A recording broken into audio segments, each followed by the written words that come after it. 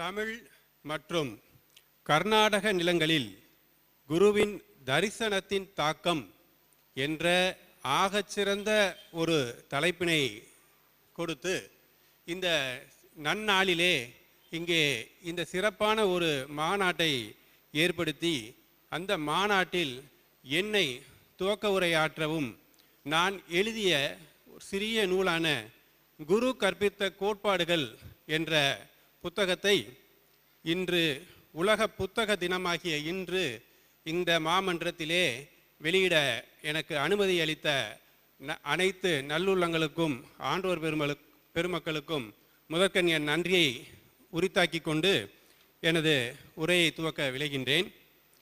இங்கே இந்த நிகழ்விலே சிறப்பானதொரு வரவேற்புரை ஆற்றி அமர்ந்திருக்கின்ற தமிழ்நாடு குரு தர்ம பிரச்சார சபாவின் தலைவராக 2 ஆண்டுகளாக சிறப்பாக செயல்பட்டு இன்று 3வது ஆண்டில் மீண்டும் அதே தலைவராக பொறுப்பேற்றிருக்கின்ற ஆற்றல் நாயகர் என் அருமை தம்பி என் தளபதி இளங்கோ அவர்களே, அடுத்ததாக இங்கே தலைமையுரை ஆற்றியிருக்கின்ற ஸ்ரீமத் பிரசாரண சுவாமிகள் அவர்களே, மேலும் இங்கே சிறப்புரை ஆற்றி வந்திருக்கின்ற சிறந்த தொழிலதிபர் வள்ளல்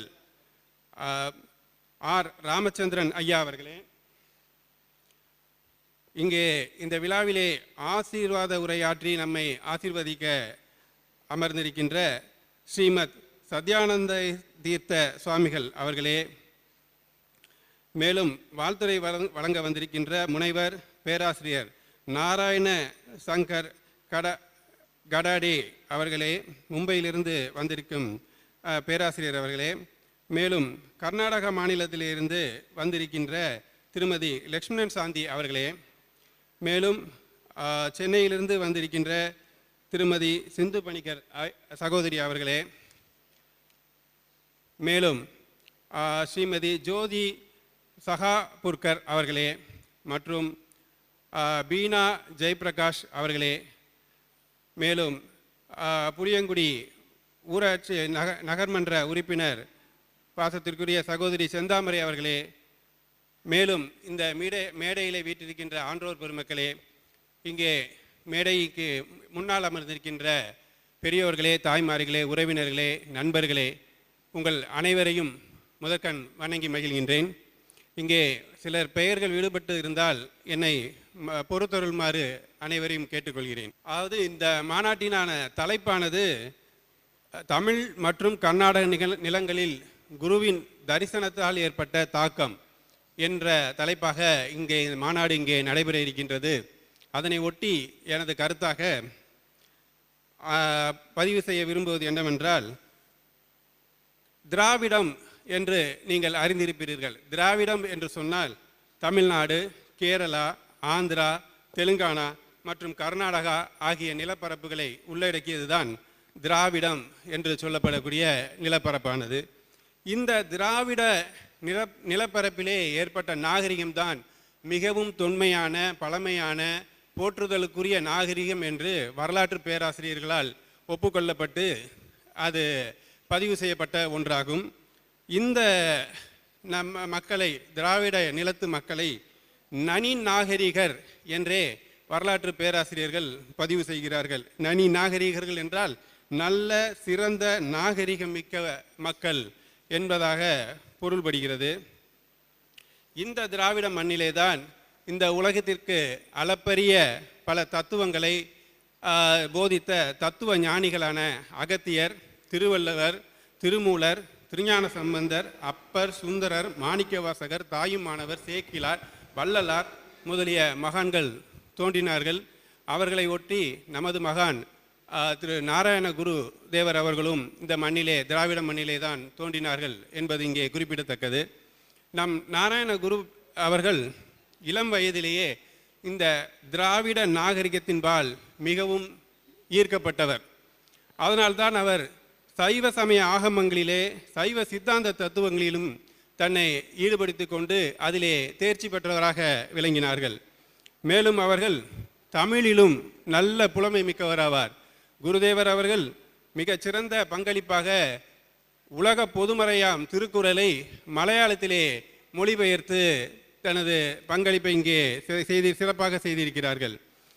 அதோடு மட்டுமில்லாமல் நமது குருதேவர் அவர்கள் தமிழகத்திலே பல ஊர்களுக்கு விஜயம் செய்து அங்கே மக்களுக்கு பல தொண்டாற்றி பல சீர்திருத்தங்களையும் செய்திருக்கிறார்கள். அதில் குறிப்பாக பழனி, ராமேஸ்வரம், பிள்ளையார்பட்டி, திருச்செந்தூர், மதுரை, காஞ்சிபுரம், சென்னை, தூத்துக்குடி, திருநெல்வேலி, பாபநாசம், குற்றாலம், தென்காசி, சேலம், ஈரோடு, பவானி, திருச்சி, சிதம்பரம், கோயமுத்தூர் ஆகிய இடங்களிலே அவருடைய விஜயம் செய்ததால் முக்கியத்துவம் பெறுகின்றன.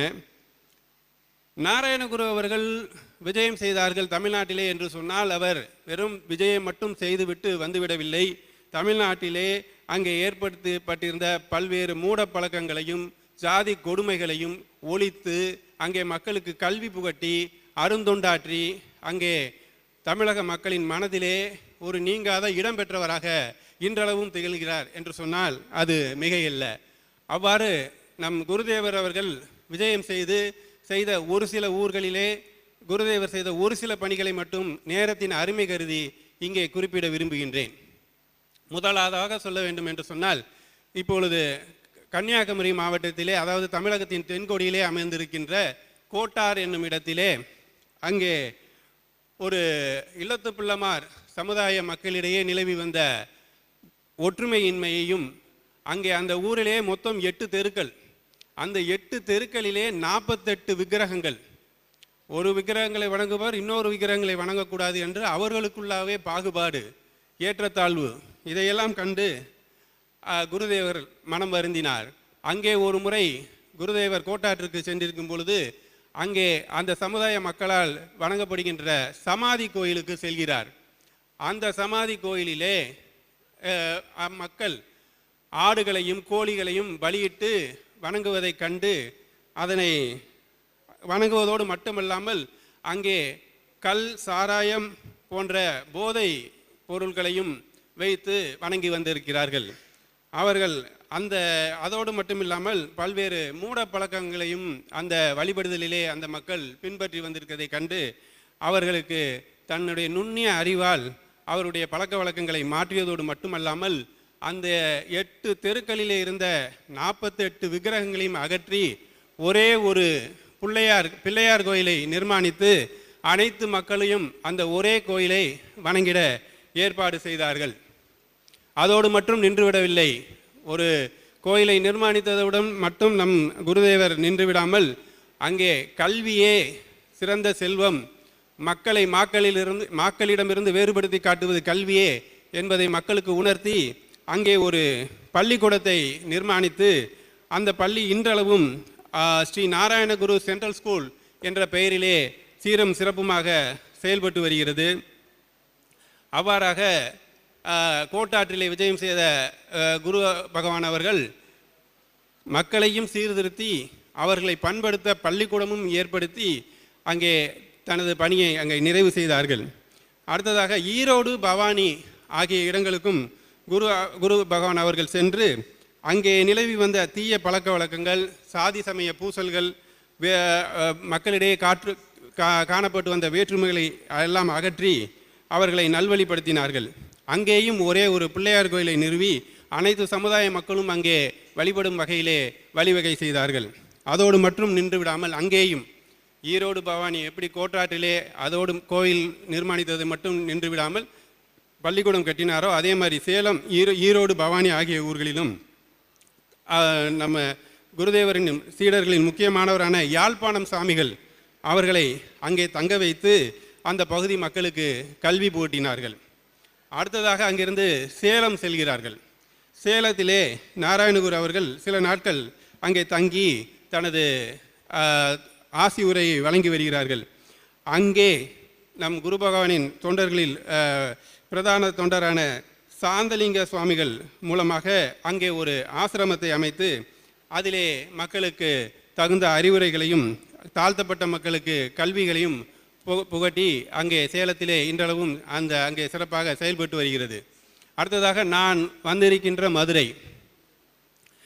மாமதுரைக்கு 1914 திருப்பரங்குன்றம் முருகன் கோயில் அந்த சன்னதிக்கு அருகில் உள்ள மடத்திலே நமது குருதேவர் அவர்கள் தங்கியிருந்து பல்வேறு சமுதாய மக்களுக்கு அருளாசி வழங்கியிருக்கிறார்கள். அதிலும் குறிப்பாக நாட்டுக்கோட்டை செட்டியார், முதலியார், பிள்ளைமார் ஆகிய சமுதாய மக்கள் பெருந்திரளாக அங்கே அந்த மடத்திற்கு வந்து நம் குருதேவரிடம் ஆசி பெற்று சென்றிருக்கிறார்கள்.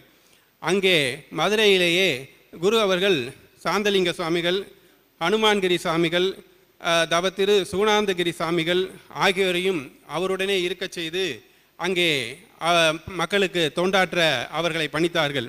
அதிலும் குறிப்பாக ஹனுமன்கிரி சாமிகள் குருவின் கட்டளைப்படி அங்கே மதுரையிலே ஒரு வைத்தியசாலையை நிறுவி அவர் மாட்டு வண்டியிலே மருந்துகளை ஏற்றிக்கொண்டு அந்த பகுதியிலே சுற்றுவட்டார பகுதிகளிலே எல்லாம் சென்று இலவசமாக அந்த மக்களுக்கு மருத்துவ பணி செய்து அவர்கள் பிணியை நோக்கியுள்ளார்கள். அதற்கடுத்தாக திருப்பரங்குன்றம் அருகே ஒரு இடத்தில் குருதேவர் தங்கியிருக்கும் பொழுது அவர் குருதேவரின் ஞானத்தில் இந்த இடம் ஒரு தொழிற்பயிற்சி கல்லூரி நடத்த உகந்த இடம் என்று தோன்றி அதனை அவர்கள் அருளாசியாக வழங்கியிருக்கிறார்கள். இந்த இடத்திலே ஒரு தொழிற்பயிற்சி கல்லூரி பிற்காலத்திலே அமையும் என்று சொல்லியிருக்கிறார்கள். அதன்படியே அந்த குருதேவர் குறிப்பிட்ட இடத்தில் இன்றளவும் ஒரு தொழிற்பயிற்சி கல்லூரி அமையப்பெற்று சீரம் சிறப்புமாக நடைபெற்று வருகிறது. அது மட்டுமல்லாமல் குருதேவரை திருநெல்வேலிக்கு ராமசாமி பிள்ளை என்னும் பக்தர் ஒருவர் அழைத்து செல்கிறார். அங்கே கூடியிருந்த மக்களுக்கு, திருநெல்வேலி மாவட்டத்திலே கூடியிருந்த மக்களுக்கு உரையாற்றுகையிலே நம் குருதேவர் அவர்கள் விவசாயம் செய்ய வேண்டும், தொழில் செய்து முன்னேற வேண்டும், அடிமை தொழில் செய்யக்கூடாது, கல்வியை கற்க வேண்டும், சிக்கனத்தை கடைபிடிக்க வேண்டும் ஆகிய போதனைகளே மக்களிடையே பரப்பியிருக்கிறார்கள். அடுத்ததாக தமிழ்நாட்டிலேயே கலை வளர்த்த நகரமாம் காஞ்சியிலே பல்வேறு ஞானிகளும் தங்கள் ஞானம் முழுமை பெற வேண்டி அந்த காஞ்சி மாநகருக்கு வந்து ஞான முழுமை பெற்ற ஸ்தலம் காஞ்சிபுரம்.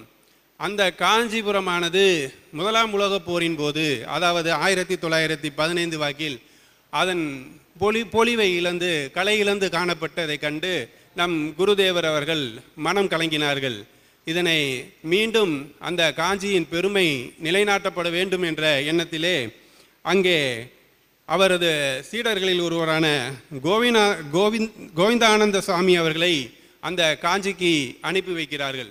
கோவிந்தானந்த சாமி அவர்கள் யாரென்று சொன்னால், கேரளத்திலே கொச்சியிலே அவர் ஒரு கலை குடும்பத்திலே பிறந்தவர்.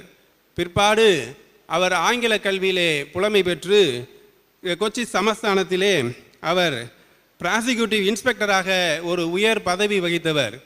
அவர் பின்னாளில் நமது குருதேவரின் கோட்பாடுகளால் ஈர்க்கப்பட்டு அவருக்கு முதலில் சீடராகினார். அதன் பிறகு அந்த கஷாய உடையை பெற்று துறவியானார். பின்பு நம் குருதேவரின் அணுக்க சீடராகி அவரால் காஞ்சிக்கு அனுப்பப்படுகிறார்.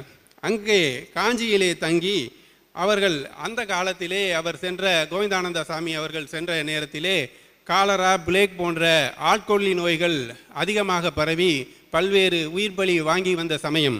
அப்பொழுது அவர்கள் அங்கே மக்களுக்கு இலவசமாக மருந்தளித்து பல்வேறு மக்களின் உயிரை காத்து அவர்களுடைய துயரை துடைத்தார். அந்த அளப்பரிய சேவையை கண்டு பல்வேறு செல்வந்தர்கள் தானாக முன்வந்து கொடை கொடுக்க முன்வந்தார்கள். அதிலே அவர்களுடைய கொடையை பெற்று மக்களுக்கு மருத்துவம் பார்க்கும் மருந்துகளுடன் அல்லாமல் அவர்களுக்கு சத்தான உணவும் இலவசமாக வழங்கப்பட்டு தொண்டாற்றப்பட்டது. அதிலும் முக்கியமாக கொடைவள்ளல் திரு சோமசுந்தரம் செட்டியார் அவர்கள் 1915 வருடத்திலே தற்போது காஞ்சியிலே செயல்பட்டு கொண்டு இருக்கின்ற ஆசிரமத்தின் நிலத்தினை கிரயம் பெற்று இங்கே அதை நன்கொடையாக காணிக்கையாக வழங்கி இருக்கிறார்கள். அங்கேதான் முதலில் ஒரு கூடம், ஒரு சில அறைகள், சமையற்கட்டு, தியான மண்டபம் ஆகியவை முதல் முயற்சியாக கட்டப்பட்டு இன்று மிகப்பெரிய அளவிலே மிக மிக சீரும் சிறப்புமாக அங்கே ஆசிரமம் வளர்ச்சி பெற்று தொண்டாற்றி வருகிறது. அதிலே காஞ்சியை பற்றி குறிப்பிட வேண்டும் என்று சொன்னால், இங்கே நீங்கள் அனைவரும் அறிவீர்கள், தமிழ்நாட்டிலே அரசியலில் ஒரு விழிப்புணர்வையும் அரசியலில் ஒரு மாண்பையும் சிறந்த பண்பையும் பாசத்தையும் அரசியலில் மறுமலர்ச்சியும் உண்டாக்கியவர் பேரறிஞர் அண்ணா அவர்கள்.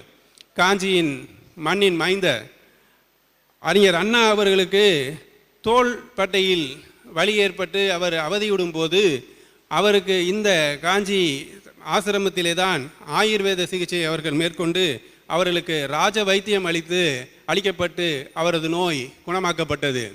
பேரறிஞர் அண்ணா மட்டுமல்ல, மிகப்பெரிய ஆன்றோர் பெருமக்களான திரு அண்ணாமலை செட்டியார், டாக்டர் ராபி சேதுப்பிள்ளை, கவியரசர் கண்ணதாசன் போன்ற அறிஞர் பெருமக்களும் பல்வேறு தொழிலதிபர்களும் கூட இங்கே அவர்கள் உடல் நோய்க்கும் சிகிச்சை பெற்றும் உள்ளத்திற்கு தெளிவு பெற்றும் அங்கே அந்த காஞ்சி மடத்திலே அவர்கள் நலனடைந்திருக்கிறார்கள்.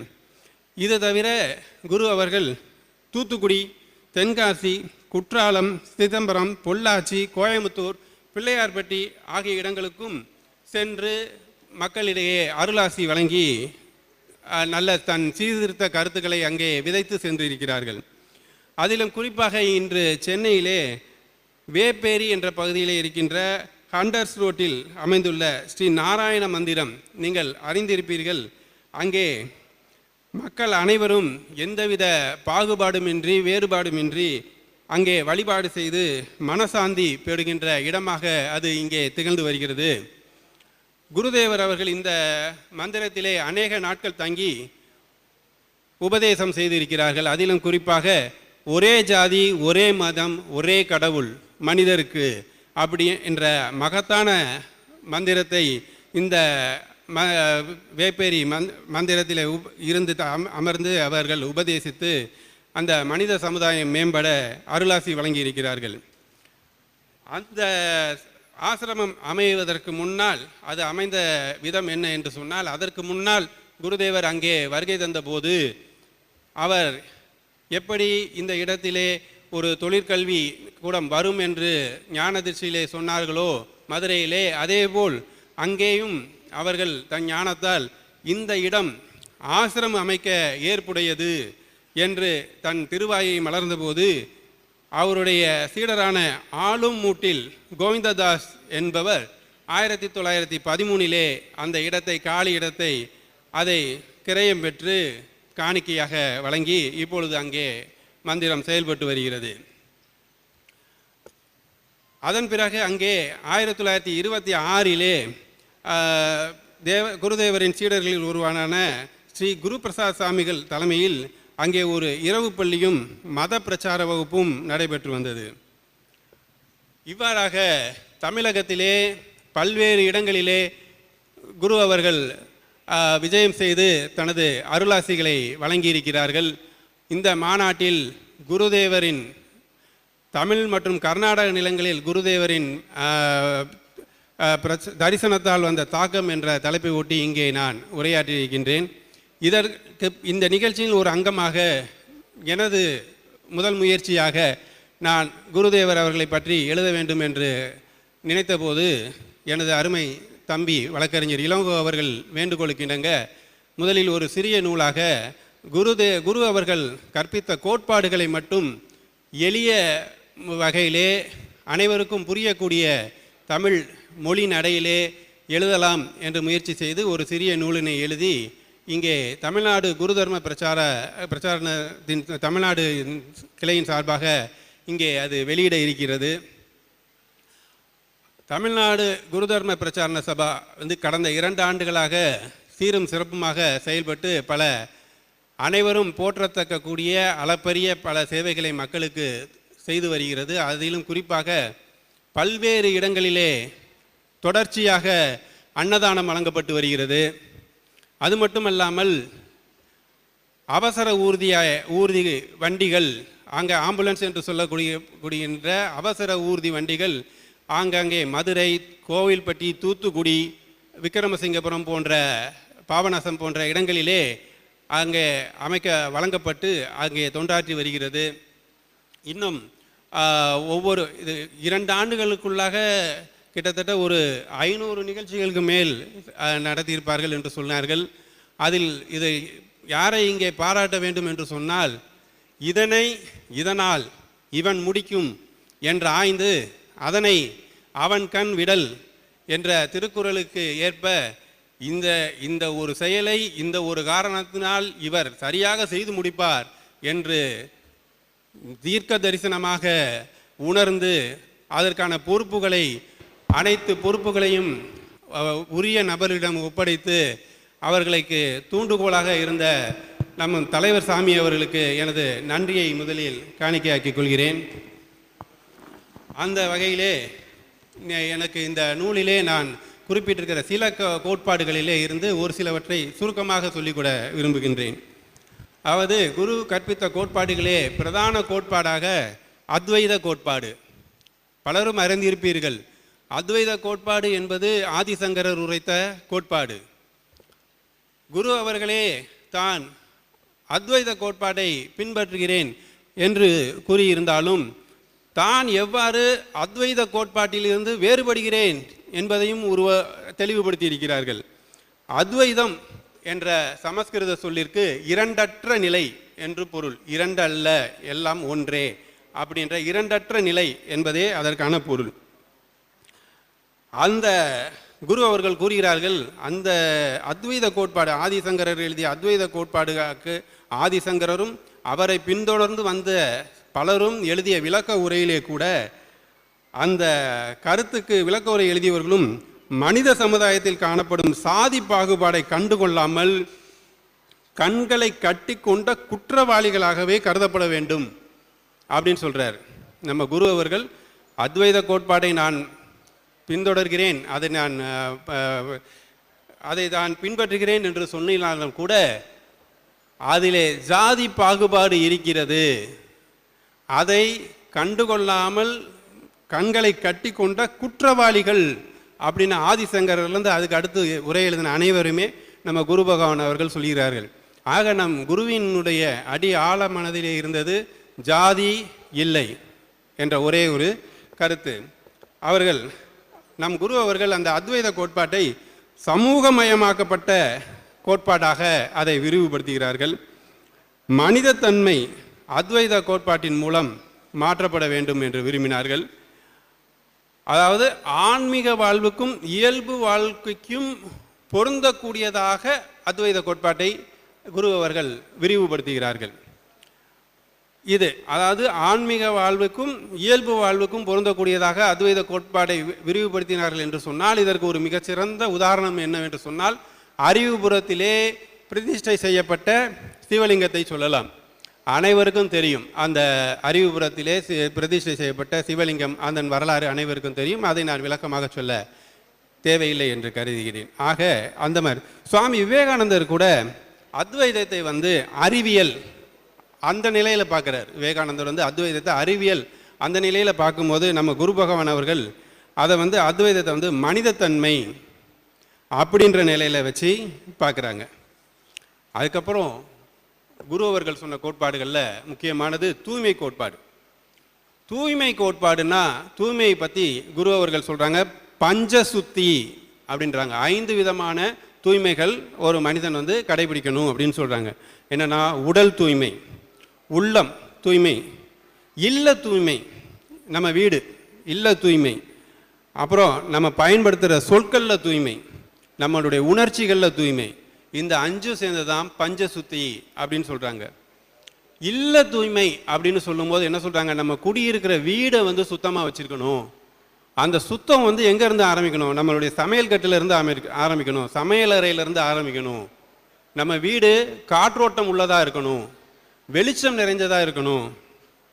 அது மாதிரி காற்றோட்டம் இருக்கிறதுல தான் அந்த உயிர் வாயுவான ஆக்சிஜன் அதிகமாக இருக்கும். அப்போ தான் உங்களுடைய எண்ணங்கள் நல்லாயிருக்கும். அதெல்லாம் ரொம்ப மிக இயல்பாக குரு அவர்கள் அடிப்படை இயல்பு வாழ்க்கைக்கு தேவையான அந்த இதில் ஒரு மனிதனுடைய வீடு எவ்வாறு, அதாவது இல்லம் எவ்வாறு இருக்க வேண்டும், தூய்மையாக இருக்க வேண்டும், அதை போதிச்சாங்க. அப்புறம் சொல் தூய்மை, நாக்கு தான். அதாவது அனைத்து துயருக்கும் காரணம் என்ன, ஒரு மனுஷன் சொல்கிற சொல் தான். அதாவது ஒரு மோசமான சொல்ல ஒருத்தர் சொல்கிறாரு அப்படின்னா அந்த சொல்லினால பாதிக்கப்படுறவர் சொல்லப்படுறவரை காட்டிலும் சொல்கிறவர் அதிகமாக பாதிக்கப்படுறாங்க. அதனால் நீங்கள் சொல்கிற சொல் வந்து தூய்மையாக இருக்கணும், அடுத்தவங்களை காயப்படுத்துகிற மாதிரியான சொல்களை சொல்லக்கூடாது. அந்த மாதிரி சொல் தூய்மை எவ்வாறு இருக்கணும்னு சொல்கிறாங்க. அந்த மாதிரி நான் சொன்னேன், அந்த பஞ்ச சுத்தின்றதில் உடல் தூய்மை, உள்ள தூய்மை, இல்ல தூய்மை. உள்ளம் தூய்மையாக இருக்கணும், உணர்ச்சிகளுக்கு ஆட்படக்கூடாது, உங்களுடைய உணர்ச்சிகள் தூய்மையானதாக இருக்கணும் அப்படின்லாம் சொல்கிறாங்க. அதுக்கப்புறம் கல்வி கோட்பாடு, நான் ஏற்கனவே சொன்னது போல் வந்து கல்வி தான் பிரதானம் என்பது தான் வந்து நம்ம குருதேவனுடைய அடிப்படை கொள்கை. அதாவது கல்வி தான் வளர்ச்சிக்கான தொட்டில் அப்படிங்கிறாங்க. ஒரு மனுஷன் வளரணும்னா கல்வி தான் அடிப்படை, கல்வி தான் வளர்ச்சிக்கான தொட்டில். அதுதான் வந்து சமுதாய கலாச்சார ஒழுக்கம் சார்ந்த தொழில் சார்ந்த அறிவார்ந்த வளர்ச்சியை வந்து கல்வி கொண்டிருக்கணும் அப்படின்னு சொல்கிறாங்க. அப்புறமா சமத்துவ கோட்பாடு. இப்போ நான் வழக்கறிஞராக பணியாற்றிட்டு இருக்கிறேன். ஆனால் வந்து நம்ம இந்திய அரசியலமைப்பு சட்டம் வந்தது வந்து 1950 ஆண்டிலே உங்கள் அனைவருக்கும் தெரிந்திருக்கும். அதிலே சொல்லப்பட்ட சமத்துவம், மதச்சார்பின்மை ஆகியவையெல்லாம் இங்கே 1950 அரசியலமைப்பு சட்டத்திலே வந்த ஒரு சில அடிப்படை விஷயங்களாகும். அரசியலமைப்பு சட்டம் என்பதே நமது இந்திய முழுமைக்குமான ஆதார சட்டம். அதிலே சொல்லப்பட்ட விஷயங்கள் 1950. இதற்கெல்லாம் 60-70 வருடங்களுக்கு முன்பாகவே நம் குரு அவர்கள் அவர் உபதேசித்த கோட்பாடுகளே சமத்துவ கோட்பாடுகளை பற்றி, சமத்துவத்தை பற்றி வெளியிடுகிறார்.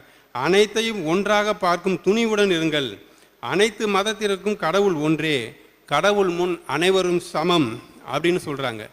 இந்த மதச்சார்பின்மை அப்படின்றத 28/5/1916, அதாவது கிட்டத்தட்ட இன்னையிலிருந்து ஒரு 108 வருடங்களுக்கு முன்னாடி வெளிவந்த பிரபுதா கேரளம் அப்படின்ற ஒரு பத்திரிகையில் குரு அவர்கள் ஒரு கட்டுரை எழுதுகிறாங்க. அதில் சொல்கிறாங்க பாருங்க, 1916 குரு அவர்கள் சொல்கிறாங்க, சில ஆண்டுகளுக்கு முன்பு வரை, அதாவது 1916 சில ஆண்டுகளுக்கு முன்பு வரை நாம் ஜாதி மதம் என பிளவுபட்டிருந்தோம். நாம் எந்த ஒரு குறிப்பிட்ட ஜாதியையும் மதங்களையும் சார்ந்தவர்கள் அல்லர். நமது ஆளுவா அத்வைத ஆசிரமத்தில் ஜாதி மதத்தை துறந்து வந்த சில சீடர்களை உறுப்பினராக சேர்த்து கொண்டுள்ளோம். எதிர்காலத்திலும் இந்நிலை தொடரும் அப்படின்னு சொல்றாரு. 1916 சொல்றாங்க. அதுதான் வந்து அரசியலமைப்பு சட்டத்தில் ஏற்கப்பட்டது. அதுவும் இந்த மதச்சார்பின்மை, செக்குலரிசம் அப்படின்ற வார்த்தையை வந்து 1976 ஏற்பட்ட திருத்த சட்டத்திலே தான் கொண்டாடுறாங்க. அமெண்ட்மெண்ட் 1976 வந்த அமெண்ட்மெண்ட்டில் தான் அந்த அரசியலமைப்பு சட்டத்திலே செக்குலரிசம், மதச்சார்பின்மைன்ற வார்த்தையை வந்து 1976 தான் சேர்க்கப்படுது. அதிலிருந்து 60 வருஷத்துக்கு முன்னாடியே 1916 அந்த மதச்சார்பின்மைன்ற வார்த்தையை பயன்படுத்தினவர் நம்ம குரு பகவான் அவர்கள். ஆக மகாகவி பாரதியார், பகுத்தறிவு பகலவன் தந்தை பெரியார், பேரறிஞர் அண்ணா போன்ற தமிழக தலைவர்களால் கவரப்பட்ட குருதேவர் செயல் என்று செய்து காட்டிய சீர்திருத்தங்கள் ஏராளம் ஏராளம். போதனைகளையே சாதனைகளாக மாற்றிய இந்த மகத்தான மாமனிதரான ஸ்ரீ நாராயண குருதேவரை வணங்குவோம் என்று கூறி, இந்த வாய்ப்பை எனக்கு அளித்த அனைத்து நல்லுள்ளங்களுக்கும் பெரியோர்களுக்கும் எனது நன்றியை கூறி, இதுகாரும் என் வாய்மொழி கேட்ட அனைவருக்கும் என் உளமாற நன்றியை கூறி உங்களிடம் இருந்து விடைபெறுகிறேன். நன்றி, வணக்கம்.